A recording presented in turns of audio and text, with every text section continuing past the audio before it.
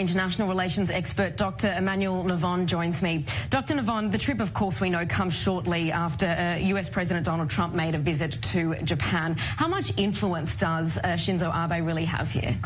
Look, Japan actually has a critical role to play here. Japan was not a signatory to the JCPOA, to the nuclear deal in 2015, but Japan has a special role to play because Japan wants to end the sanctions because it needs the natural gas and the oil from Iran, and because of the sanctions it's not able to import those resources from Iran. Japan is very energy dependent, and Japan is also has good relations with Iran but also with the United States, which puts it in a very delicate position, because it needs Japanese energy, but it also has limited leverage because it cannot go against the United States. Japan cannot challenge the United States on the sanction issue.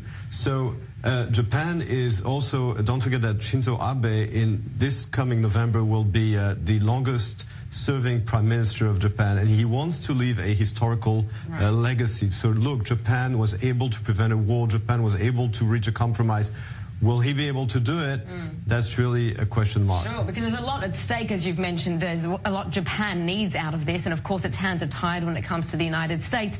Tehran also, though, not likely to trust Japan as any kind of broker, knowing its relationship with the US. Right, so precisely because Japan is an ally of the United States, it's not completely trusted by Iran. On the other hand, as I said, Japan is such a good client of Iran when it comes to energy, and in the past already it tried to negotiate in the 80s between Iran and Iraq during the war. So Japan has good relationship with Iran, but of course because it's very closely allied to the United States, it is the Iranians are very suspicious of Japan, and Japan is limited in its ability to really reach a deal between the United States and Iran. But the US not likely to be able to allay Japan's fears by saying you can get your oil from elsewhere.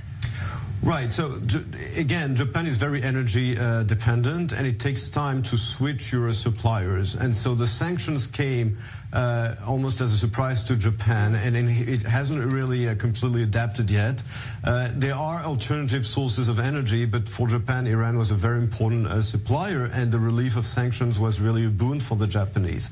And therefore, the Japanese are really trying to prevent a war. Not only that, but of course, if a war were to erupt between the United States and Iran, the consequences for the world economy would be devastating, and Japan would also be affected. Japan is a huge economy, as I said, very energy dependent. And again, as I said, also Shinzo Abe wants to leave a historical legacy, being very soon the longest serving Prime Minister of Japan. Of course, no one wants to see a war, even Tehran saying, of course, it would respond, although it doesn't want to see a war with the United States. Though Japan has been, among other leaders, warning of an accidental conflict. How risky is this?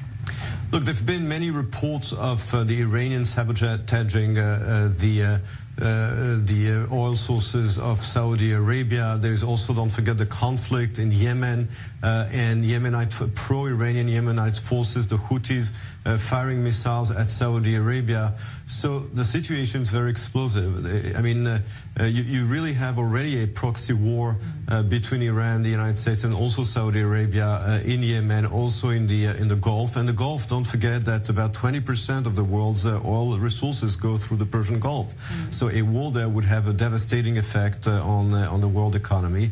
So there's a lot at stake, but I think the Iranians know that they're not a match for the U.S. Army, and therefore I think that deterrence at the end of the day will prevail. What kind of what kind of mistake would need to occur for this to escalate? For tankers, U.S. tankers, American tankers going through the Gulf, some firing at some of the tankers, that would likely trigger a confrontation.